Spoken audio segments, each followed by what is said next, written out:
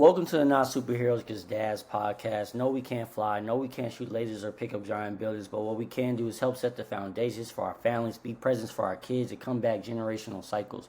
On this podcast, we dive into everything dad related, from the struggles we deal with as fathers to what our favorite thing to barbecue is. Hello, I am Sean Laurie, and today, y'all, I'm super excited to have this amazing guest today. He's been doing some really dope things in the community.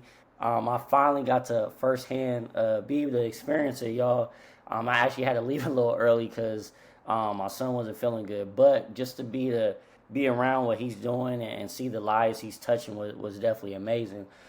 So give it up, or I should say, I should give it up for my boy Terrence. How you doing, man? Doing all right, man. All right. Good to be on the show with you, man. Man, appreciate it. So I wanted to ask you, or actually, I guess I should say, just tell us a little bit because I'm telling them what you do. I know it's called Kids of Our Future, right? So, just explain like a little bit of what that is and what you're doing in the community. All right. So, Kids of Our Future is a nonprofit organization. I founded it in 2021 and pretty much uplifting the youth and teaching them life lessons and financial stability at young ages so that they can grow to be, I guess to say better adults. Yeah, Yeah. be, be the best versions of themselves, basically, right? Yeah.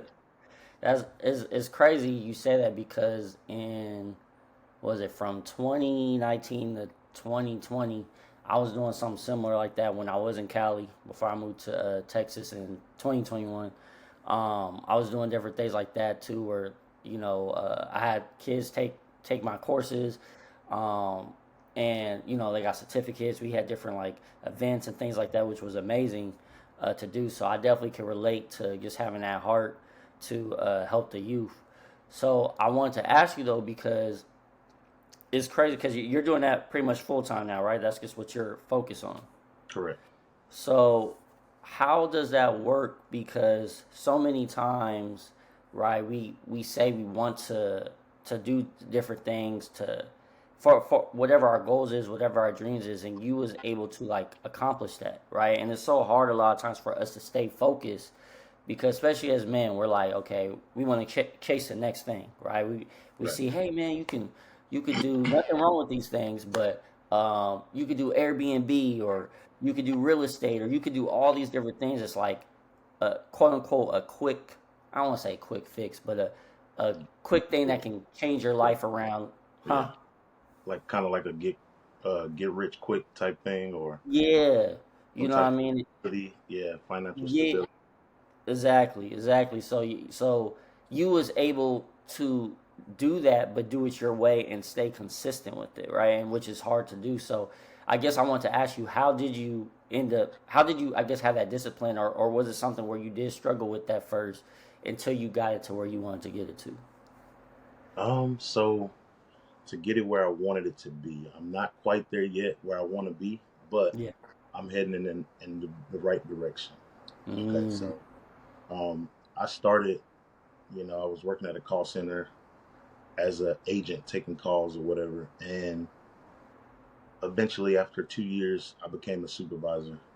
Um, I was a supervisor for 3 years, and then I became a project manager. And then in 2019, I want to say, or 2020, COVID hit, and my whole staff and project managers, we all got terminated because the program and COVID or whatever. So mm, I decided to let's do it, man. I was working early days, late nights, missing my kids, and you know financial stability and building credit, buying a house, all that stuff had been a thing that I wanted to get into. So I figured I was out of my kids' life for a while, so let's start with them, mm, and then I start with them, and then it became a thing that sat on my heart, like, hey, let's teach the youth how to do this, so that they can grow and be better adults, be better parents, stuff like that, and teach them things that we didn't learn growing up. So to put it in perspective, When COVID hit, I decided to do this, and my first year, I got a contract with the AT&T Center for the rodeo, That's and dope.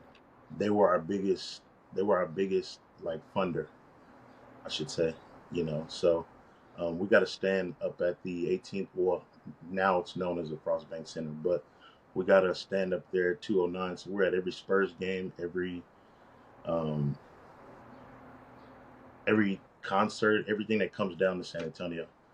We also got the contract with the Alamo Dome that same year, and Mm, we just started growing from there. Just started growing from there. It's just been something that I'm really passionate about. yeah. That's dope, man. And that to me too, that also just shows that you are in line with what you're supposed to be doing, right? I'm big on purpose. So just like you said, like just for you able to get those contracts and get those connections, man, is amazing, right? And so I guess too, just to go back some, like you said, just now basically you want to get your time back, right? That's what it Right. sounded like too. You want to Right. get your time back because like most of us, like we're working and of course we're providing, but we're not able to be present with our kids, right? And so for you, you're like, dang, I'm working. You know, they have food on the table, everything's great, but at the same time, I'm missing out on a lot of life events, Correct. right? And so I want to ask you, where did that come from? Is that something where, you know, you saw maybe your mom's like constantly working, or your dad, or was it just something that was always in you, or especially too because you're in the entrepreneur lane, right? And so like a lot of us, like even for myself, right? There's not people like maybe outside people of our family, but at least for me, like there's no one in my family that I can necessarily be like, okay, this is the blueprint, right? I'm gonna follow this structure. So I guess like one, where did that come from? Where did that passion come from? Was it something you just always wanted? Was it not until you had kids? Or you know, was it things you saw from your mom or your dad or your uncle or grandparents or whatever? So it's not something that I grew into. I mean, where I grew up, you know, seeing, it's kind of a learned behavior. So when I had my kids, my kids became everything for me. Mm, I'll skip out on the trip to be with my kids. You know what I'm saying? I can't yeah, I can't be away from them for a minute without thinking about if they're okay or if they're straight, if they're eating or whatever. So it's just something. And then I'm glad to be doing what I do with them because it also teaches them. Now they can say they learned, or they grew up with a dad that did that for someone else or helped someone else or did this for somebody else. And I see it all the time in them. We go grocery shopping and we'll get popsicles and all of their friends will come to the door and they'll be handing out popsicles like, hey, I didn't buy that for everybody. I bought that for you guys. But, it's just, I can't be mad because it's something that I instilled in them. So, yeah, yeah, it's kind of good to see. that's dope, man. Yeah, so like you said, they're already picking up certain things, right? And I Right. just how I just share for me as far as, or you said the same thing. It wasn't necessarily something you grew up. Not that was a negative thing, but things that you didn't necessarily see as far as the entrepreneur lane and different things like that. You're already incorporating them into the business, right? So Right. they're seeing certain things. They're picking up. Doesn't mean that all because you have three kids, right? Three, yeah. Three kids. So it doesn't mean all three of your kids are going to follow your footsteps necessarily, but they also have that option to be able to work with dad. So is that something as well that you was kind of when you was mapping this out, was that something you envisioned too? Like I can incorporate my whole family into what I'm growing. Right. Yes. And that is something that I looked into. It's not something that they have to do. They don't have to do what I do, but it's there for them. And there's all kind of lanes that you can go within the nonprofit. Um, as far as entrepreneurs, you can do whatever you want with the nonprofit thing. Yeah. Yeah. So what was I guess too because right as a father of three, working, you know, make sure your whole family's straight, your lady's good, all that stuff. So what was I guess the most? What was there a scary moment? Because I'm thinking like right there's a father right now that's listening like man I want to do something similar. I want to start my stuff, but it's just so difficult because of I have all these responsibilities, especially as men, right? We want to take on everything and fix everything and provide everything. But when we go in this entrepreneur lane, we're not going to necessarily see the results right away, right? Or we might not know, like, okay, should we just focus strictly on this or should we try to work as well? Or so it's all these different questions that we have at times. And I think because of that, that's where we're what we was just talking about as far as kind of chasing the next thing, right? Quick, was it quick money scheme? Not scheme, but you know, what I mean, just trying to pick every single because I see it all the time. I talk to different fathers, different men, where they're like, one month they're focused on A, and then I talk to them another month. Now all of a sudden they're on ABC. I'm like, Yeah. wait, hold on. And then because of that, like which is so important. I feel like is like making sure our focus is where it needs to really be. But unfortunately, because of social media, because of maybe even people we're talking to, we'll be like, hey, like what you're doing, helping the youth. You're like, man, this is great. But then someone tells you, hey, man, I'm doing something where I opened up a fitness gym. You know fitness, you work out, and you like, oh man, that sounds good. The way you pitching it sounds easy. So yeah, let me go over here, right? And now you just stopped all your progress that you was making. So I guess I know that's a long question in a sense, but how did or what was your biggest challenge? I guess getting to where you're at now. Biggest challenge. My biggest challenge in this whole nonprofit thing was letting go of some of the responsibilities. Because, like you said, as a man, you want to take on everything. My first year, man, I had people around me, board members and office members, and I would want to do everything myself. I would want to go shopping for the Easter baskets, go shopping for the turkeys, um, do the schedules for the events, handle the funds and everything. I wanted to be hands on everything that first year. And Mm. I just told myself the second year, man, let me let go of some of the responsibilities. Let everybody do their social media thing or whatever, job that they have in the nonprofit. I had to let some of those responsibilities go because, I mean, that's what they're there for, the board members. So that was the hardest part. Hardest part was letting go of some of the responsibilities that I felt like I Mm. needed to be included in. I like that. So how did you? Because you said you do have a board member. So how did you, I guess, pick out your board members, or how did you? Because right, it's one of those things. One, obviously, you can't tell everyone what you want to do. Unfortunately, like when it comes to certain moves, right? Right. Um, and then also you have to also pick people that's going to be consistent. That's going Right. to match your energy, Right. right? Because it means nothing if you're like, man, this is what I'm about to do, but I also know I need other people to help out. Like I'm going to push this thing forward, but at the same time, I'm still going to need a little bit of that support here, over here. How was you able to figure out who to necessarily bring on with the vision you had? Like so first off, they had to have the same vision. The people Mm, that I picked on the board had to have the same vision or um, has to have the same passion as I do for this thing. Because if their energy didn't match mine, then they they didn't have any business on the board. So I picked very wisely who was on my board, and um, I mean, it just happened. Like an mm. interview. You Oh, see, dang, that's dope. yeah, who's like or who has that mindset like you, and you put them in place. Mm, I like that. So you was just basically you saying like, man, I was like a job interview, right? Like you making sure the best candidate. Now, did it ever get to a point though where feelings kind of got hurt because of the fact that you was like, yeah, I don't know if it's gonna work. You know what I mean?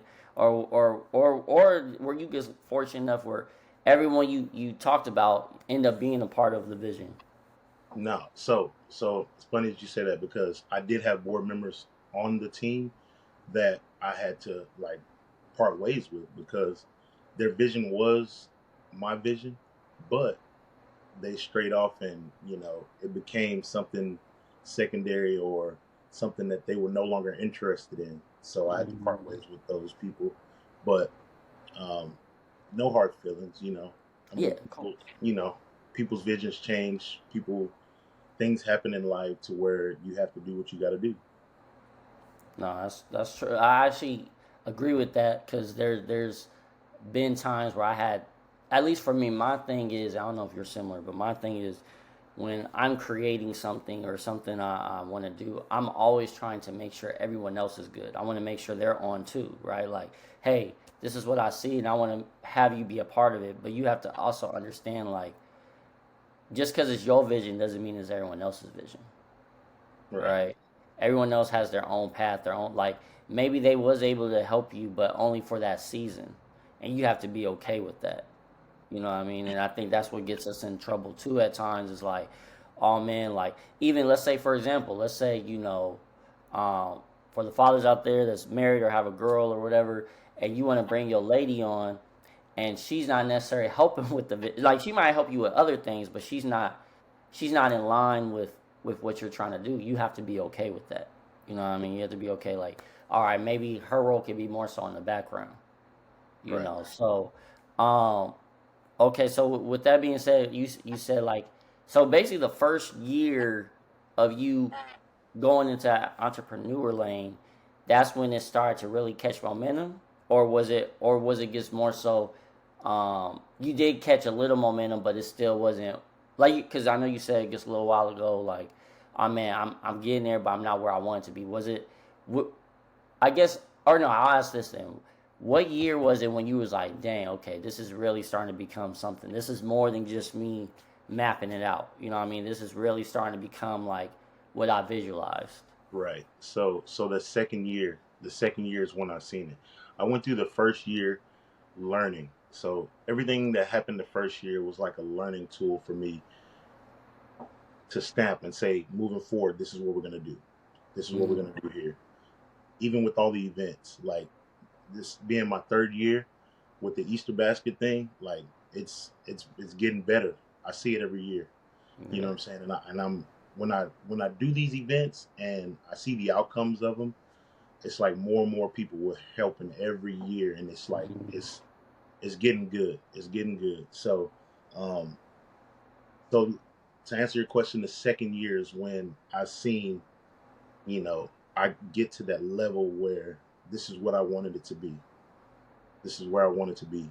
Um, Not quite there because I dream big.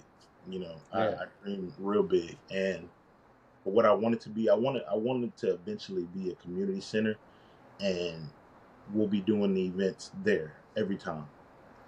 I mean, we change the theme and just do all the events there and have the kids come. We do sports events, whatever the outcome is. I want to eventually get to that community center. Mm-hmm. Yeah, I like that. I like that, man. No, that's a dope idea, and it's something that's gonna happen for sure. Like just like I said, from what I've seen y'all when I went was a couple weeks ago or whatever. It was dope, y'all. It was definitely dope, and the support and the love and the energy. It was a lot of times, you guys we go to different events and the energy's not right. You know what I mean? And so it was just dope to see all of it take place, man. And so um, okay, I'll ask you this last question then. Like for the fathers out there, for the men out there, what would you say is like because you did take that leap of faith, but it wasn't. It was almost it was a good thing in a sense. Probably not at the time, but you end up losing your job, right? So obviously at that time you was probably like, dang, this sucks. But you was able to pivot and figure out what you wanted to do, and so I guess for the fathers out there that's listening, like what would be the best advice you would give them to be able to chase whatever it is? It doesn't even y'all that doesn't even necessarily mean nonprofit. It could be if you want to go back to school, if you want to start a business that is more profitable, not necessarily nonprofit, whatever. You even though you can still make a great living with nonprofit, but um, I guess what is like a advice or what is something you can just encourage them with that maybe they're scared to make that leap or they're kind of second guessing themselves. So I want to go back for a second and Yeah, explain. So when I got terminated from the job, or laid off, I don't want to say terminated. We got laid off. yeah, Um, I had my wife. I had my wife to lean on kind of for that time. I was getting unemployment, but my wife was helping out a lot. She had a makeup line called KC Beauty, and we were kind of pushing that as well. I had waves at the time, so she created this wave grease with my face on it, and we started selling that. And she had lip gloss, eyeliner. She had a whole bunch of stuff that she was selling, and it was branded under her name.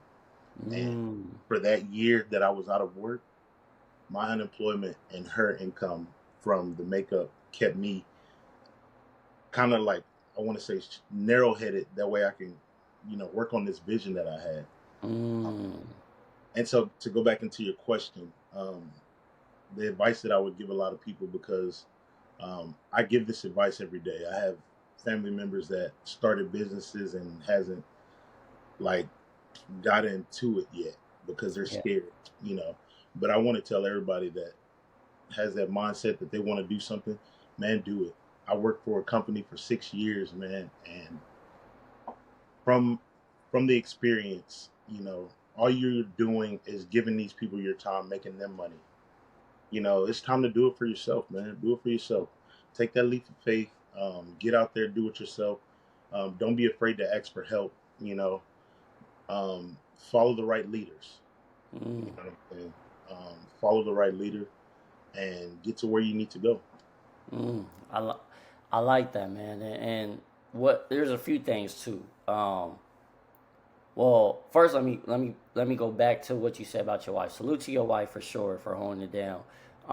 And it's pretty dope because she was, or maybe she still is, but in that entrepreneur lane, right? So it kind of matched up for both of y'all in a sense, right? Where she was already doing her stuff as well.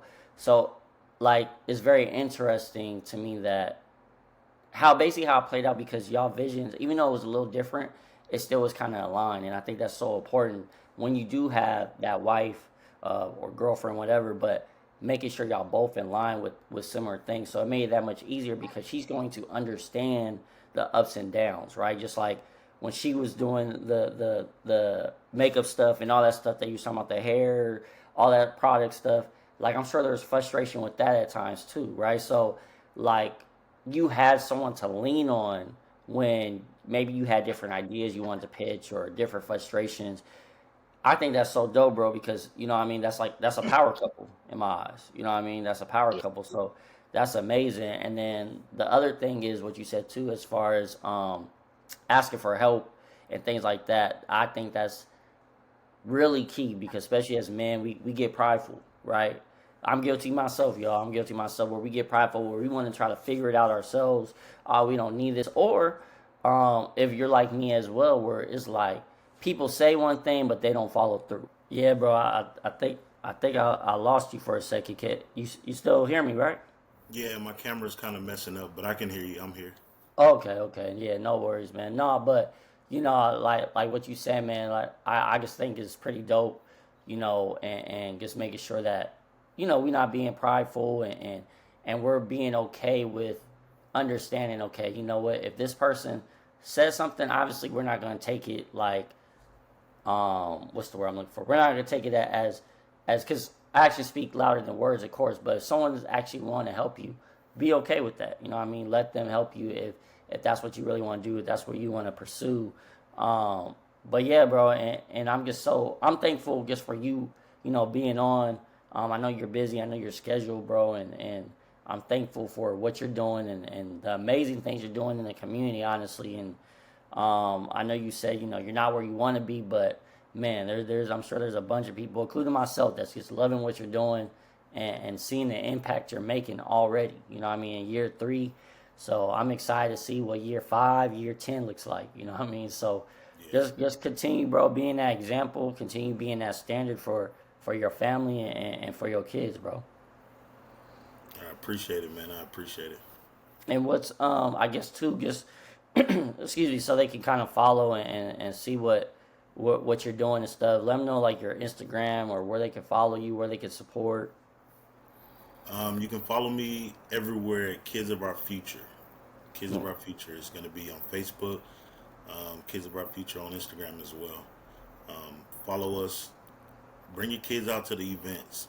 We got a lot of activities fun games, giveaway, all those type of things. So you guys follow the page and meet us out there for the next event. That's dope. That's dope. Yeah, and if you guys just have questions or anything like that, regarding different things he's doing or something, you can also be able to contact him through email as well. Same thing, kids of our future at gmail.com, or any partnerships y'all might want to do with him, anything like that, man. Definitely, because what he's doing is amazing, and I definitely want to give people the opportunity to be a part of the things that he's doing and how it's growing.